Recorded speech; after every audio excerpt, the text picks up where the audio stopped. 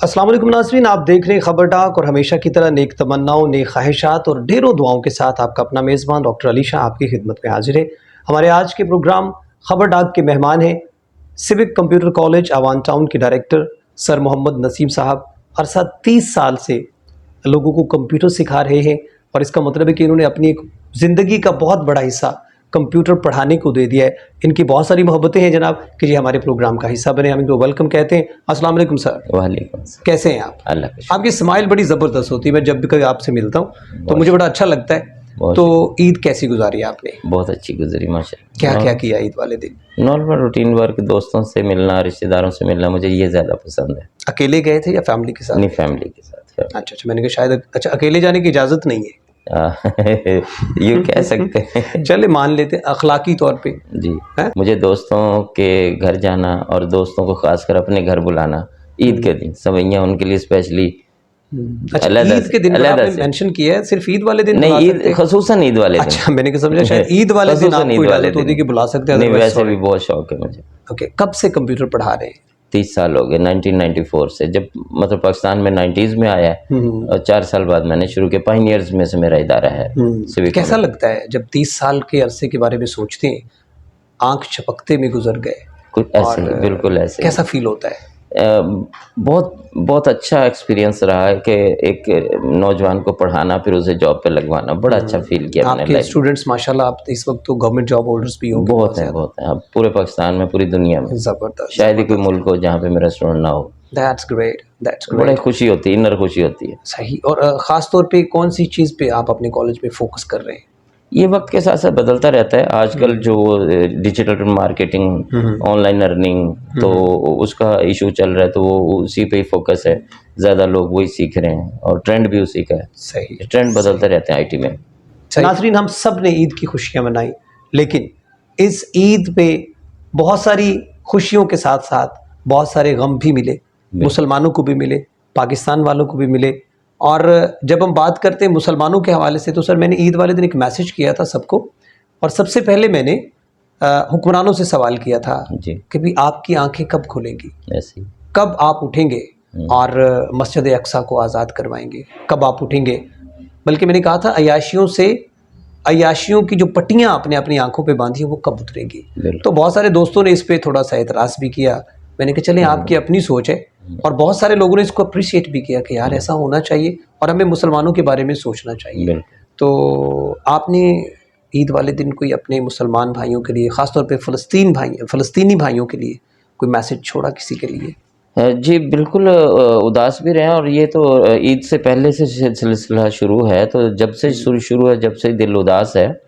और कोई भी मुस्लिम मालिक आगे नहीं बढ़ रहा था, अब ईरान ने किया है तो अच्छा लगा। हाँ, मुसलमानों को होना चाहिए। लेकिन आप कह रहे हैं अच्छा लगा। मेरी 2 लोगों से बात हुई, मैंने कहा जनाब आपने ईरान को देखा, उन्होंने इसराइल पे हमला कर दिया, तो एक शख्स कहते हैं जनाब ये तो तयशुदा बात है। सर तयशुदा हो या ना हो, देखें पहला कतरा गिरा है, पहला कतरा गिरा बारिश का। बज़ाहिरन तो लग रहा है पहला कतरा है, लेकिन वो कहता है जनाब ये तो डिसाइडेड है। अल्लाह ना करे मुसलमानों के यहाँ ये सोच पाई जाए कि अगर कोई मुसलमान किसी दूसरे के लिए या अपनी ज़ात के लिए भी, अपने दुश्मन के लिए वो कोई हमला करता है या अपने दुश्मन को सबक सिखाने की कोशिश करता है ताकि वो मुसलमानों की तरफ आंख उठा के ना देख सके, मैली आंख से ना देख सके, तो मेरा ख्याल है उस पे लोगों को अप्रिशिएट करना चाहिए। अल्लाह ना करे, सर हम साथ हैं, अल्लाह ना करे कि ये बातें डिसाइडेड हो। और इसराइल को इस हमले के बाद वो कहते हैं लग पते गए ने, उनके जो वज़ीर आज़म साहब हैं वो जनाब वो टैंकर में चले गए, वहाँ पे बैठ के वो कोई जंग की मंजूरी दे रहे हैं। और उधर से जनाब जो अक़वाम मुत्तहिदा है उनके सेक्रेटरी साहब भी बड़े एक्टिव हो गए हैं, सलामती कौंसिल का इजलास भी बुला लिया गया है। मैं ये कहता हूँ कि जब इसराइली ने फ़लस्तीन के जो निहत्ते मुसलमान हैं, मुसलमान बच्चे, ख़वातीन, बुज़ुर्ग, उनको जब ज़ख्मी किया है, शहीद किया है, तो उस वक्त ये सब कुछ नहीं हो सका। जी होना तो उस वक्त ये होना चाहिए था। और खुशी की बात यह कि बहुत सारे मुसलमान ममालिक ने अपनी फ़ज़ाई हदूद को, ख़ास तौर पे अमेरिका, इसराइल और बरतानिया को मना कर दिया कि हम ईरान के ख़िलाफ़। अच्छा है, अच्छा इक़दाम है। और अमेरिका के एक अच्छा जो इक़दाम वो ये कि उन्होंने भी कहा है कि हम ईरान के ख़िलाफ़ जारहाना जंग में हिस्सा नहीं लेंगे। बहरहाल ये अच्छी बात है, क्योंकि अगर ये सारे ममालिक जंग में कूद पड़ेंगे तो ये एक आलमी जंग की शक्ल इख्तियार कर सकते हैं। हम दुआ करते हैं कि अल्लाह ताला मुसलमानों को आपस में मुत्तहिद कर दे और वो एक दूसरे के साथ देने के लिए तैयार हो जाए। इंशाल्लाह ये तो होंगे, बहुत अच्छी बात होंगे। है। आपको पता है हमारे पाकिस्तान के जो हालात इस वक्त चल रहे हैं, मौजूदा जो सूरत हाल सियासी, समाजी और मुआशी, इसके बारे में आप क्या कहेंगे? ऐसा क्या चल रहा है कि पाकिस्तान की कौम जो है वो तरक्की की तरफ नहीं चल रही, महंगाई हो रही है? आपके ख्याल में ये सब कुछ क्या है? ये सियासी इस्तेहकाम जब किसी भी मुल्क में नहीं होता तब ये मसाइल पैदा। हमारे तो जब से पाकिस्तान बना है 1997 से 47 से अब तक सियासी इस्तेहकाम नहीं हुआ। तो मेरा ज़ाती नज़रिया तो सिर्फ ये है कि सियासी इस्तेहकाम ना होने की वजह से मईशियत और माशरत ये सब बिगड़ जाती है, हुलिया बिगड़ जाता है। फिर अभी पूरी दुनिया, पाकिस्तान ने पूरी दुनिया कोरोना से अभी कमर सीधी नहीं हुई थी और फिर हम ये दूसरे क्राइसिस, जंग के क्राइसिस और ये महंगाई के क्राइसिस, महंगाई ने कमर तोड़ के रख दी बहुत ज़्यादा सर, बहुत ज़्यादा। तो संभल नहीं पा रही, पाकिस्तानी अवाम संभल नहीं पा रही। तो ये कोई इनफरादी मसला नहीं है सर, आम पब्लिक आप और मैं मिलकर नहीं हल कर सकते ये। बिल्कुल ऐसा कि जी महंगाई कम कर दें या दस्तरखान ज़्यादा कर दें, इनसे मसाइल हल नहीं होते। ये सियासी इस्तेहकाम होना चाहिए। सही है। तो आपको पता है कि इस ईद पे कुछ ऐसा भी हुआ है बलूचिस्तान के सूबे में कि बहुत सारे लोगों को जी वो भी सरेआम हाँ जी गोलियां मार दी गई हैं। हाँ जी, इल्म में आया। वो भी बहुत ही अफसोसनाक वाक़या है। अफसोसनाक वाक़या। लेकिन ये पता है आपको 2000 से ऐसा हो रहा है, मुसलसल हो रहा है कि बलूचिस्तान में जाने वाले लोगों को, खासतौर पे पंजाबियों के खिलाफ ये ज्यादती हो रही है। जी जी बिल्कुल, ये जुल्म हो रहा है कि उनको बस से उतारा जाता है बिल्कुल और उनको शहीद सर। ये पब्लिक का काम नहीं है, आम बंदे का काम नहीं है कि जी पब्लिक एग्रेसिव इतनी नहीं होती है। इनका ये प्रोपेगेंडा है, सियासी मकासद हैं, सियासी ग्रोह या कोई ज़्यादातर सियासी ग्रोह। सही है। अच्छा नाजरीन, इस बलूचिस्तान के वाक़े का चश्मदीद गवाह जिसका ताल्लुक मंडी बहाउद्दीन के इलाका फतेह चक से है जी, वो सर बात बता रहा था तो रोंगटे खड़े हो गए सुन के कि उसने कहा है कि हम 27 रमज़ानुल मुबारक को मंडी बहाउद्दीन से चले कि हमने ईरान जाके अपना कारोबार करना है। आपको पता बहुत सारे पाकिस्तान के लोग जो है वो इस रास्ते से यूनान चले जाते हैं, ईरान से तुर्की जाते हैं, तुर्की से वो यूनान और फिर वो यूरोप में दाखिल हो जाते हैं। बहुत सारे लोगों के खाते पीते लोगों के बच्चे हैं वो भी उसे डंकी कहा जाता है, डंकी लगा के वो जी यूरोपियन कंट्रीज में चले जाते हैं। तो वो लोग भी क्या थे, ये भी बताया गया कि वो कोई बड़े खाते पीते लोगों के बच्चे नहीं थे, मुतवस्सित तबके से उनका ताल्लुक था। तो वो ईरान जाने के चक्करों में बलूचिस्तान पहुंचे तो वो कहता है थकावट हुई थी, हम सो रहे थे, अचानक बस में आवाज़ आई है कि पंजाब से आने वाले लोग बाहर आ जाएं। ऐसे तो उसके बाद उन्होंने शनाख्ती कार्ड चेक करने शुरू कर दिए। तो वो कहता है हमें नीचे उतारा गया, तो खुशकिस्मती से वो कहीं से वहाँ से बच निकला है। वो कहता है जी कि वो जो मुसल्ला अफराद से वो बातें करने लग गए और मैं वहाँ से तेज़ तेज़ कदम उठाता हुआ वहाँ उनसे दूर चला गया। तो बड़ी हैरत हुई कि कैसे निकल गया, लेकिन अल्लाह ताला जिसे रखे उसे कौन चखे। बहरहाल वो कहता है जी कि फिर मैं कहीं छुप के बैठ गया हूँ। उसके बाद उन्होंने गोलियाँ चलाई हैं और वहाँ से बस चली गई है। एक और मुसाफिर है जिसका नाम नवाज खान है, वो बताता है कि और भी पंजाबी वहाँ पे सवार थे लेकिन उनके साथ शायद ख़वातीन और बच्चे थे, इसलिए उन्होंने उनको कुछ नहीं कहा और वो ये जुल्म करके वहाँ से निकल गए। बहरहाल ऐसा जुल्म नहीं होना चाहिए।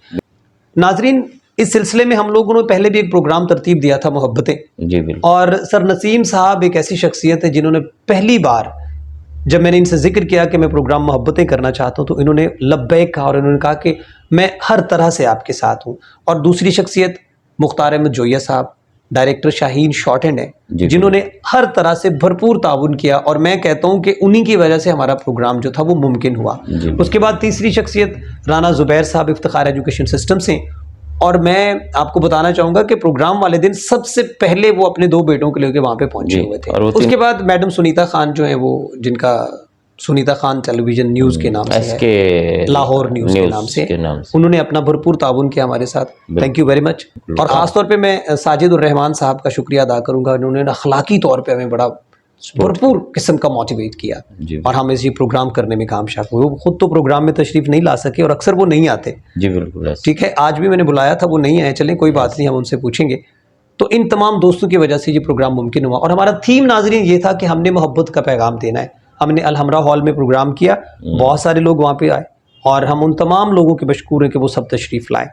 अब उसके बाद जैसे ही ये जुल्म और ज़्यादती हो रहा है पाकिस्तान में, तो हमारा तो थीम पहले ही था कि हमने मोहब्बत का पैगाम देना। तो अब हमने ये प्लान किया है society for English enrichment and development ने कि हम ये प्रोग्राम लेके पूरे पाकिस्तान में जाएंगे, इस्लामाबाद, पेशावर, कराची, फैसलाबाद, मुल्तान, साहिवाल, उकाड़ा, जहाँ जहाँ पे भी हमें मौका मिलेगा हम ये प्रोग्राम लेके जाएंगे नाजरीन, और हमें पूरी उम्मीद है कि वहाँ पे लोग हमारे साथ होंगे। सर कैसा रहेगा ये प्रोग्राम?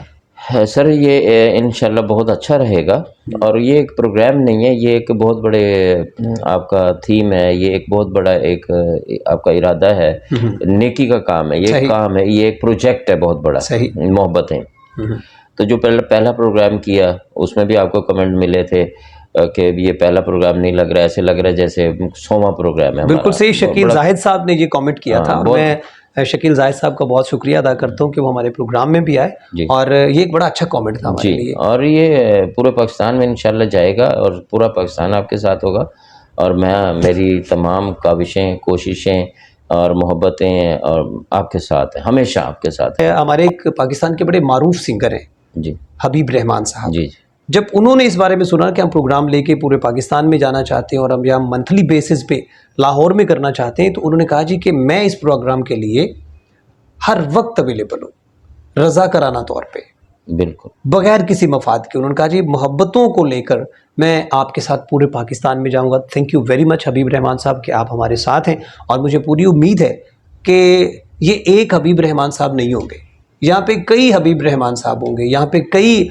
सरनसीम, पूरा पाकिस्तान, यहाँ पे कई और लोग होंगे जो हमारे इस मोहब्बत के पैगाम को लेकर हमारे साथ हमारे इस कारवां में शामिल होते चले जाएंगे। मोहब्बत हमारे कल्चर का हिस्सा है सर। बिल्कुल ऐसा ही है, और ख़ास तौर पे जब चारों सूबों को, पांचों सूबों को पाकिस्तान के आपस में मिलाने की हम कोशिश करते हैं, एक लोगों में एक बड़ा कम्युनिकेशन गैप है। पता है आपको, बलूचिस्तान से लोग यहाँ पे आते हैं। जी, आते हैं। कभी इत्तेफाक हुआ है आपका बलूचिस्तान के लोगों से मिलने का? सर मेरे इदारे में बेशुमार मैंने बलोची डायरेक्ट खुद पढ़ाए हैं। अच्छा। वैसे तो मेरे इदारे में बहुत सारे टीचर हैं, अमला है पूरा, लेकिन मैंने डायरेक्ट पढ़ा।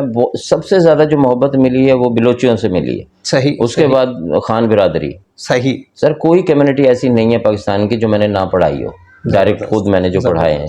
बहुत पूरे पाकिस्तान की जितनी कम्युनिटीज़ हैं ना सर, बहुत सारी मोहब्बत करने वाली हैं। नाजरीन, प्रोग्राम मोहब्बतें लेकर हम पूरे पाकिस्तान में जा रहे हैं, और मुझे पूरी उम्मीद है कि जो जो लोग हमारे आज के इस प्रोग्राम खबर डाक को देख रहे हैं और उन्हें पता चल रहा है कि हम मोहब्बतें लेकर पूरे पाकिस्तान में जा रहे हैं, जहाँ जहाँ पे जिसको पता चलेगा हमारे प्रोग्राम में ज़रूर शामिल होंगे और हमारे साथ भरपूर ताउन करेंगे। आप तमाम लोगों का शुक्रिया कि आप हमारी वीडियोज़ को देखने के लिए वक्त निकालते हैं, और आपसे एक रिक्वेस्ट भी है कि आप हमारे चैनल को सब्सक्राइब करके घंटी का निशान दबा दें, ताकि आने वाली तमाम वीडियो आप लोगों तक बर वक्त पहुँचती रहें। आप लोगों का बहुत शुक्रिया, अपना बहुत सारा ख्याल रखिएगा। सर नसीम साहब, आपका बहुत शुक्रिया। आपको पैगाम देना चाहते हैं? जी, जो आपकी मोहब्बतें प्रोजेक्ट है, अल्लाह आपको इसका अजर देगा, और मैं आपके साथ हूँ। Thank you very much, thank you very much. नाजरीन, अपना बहुत सारा ख्याल रखिएगा। डॉक्टर अली शाह को खबर डाक से इजाज़त दीजिए। अल्लाह हाफिज़।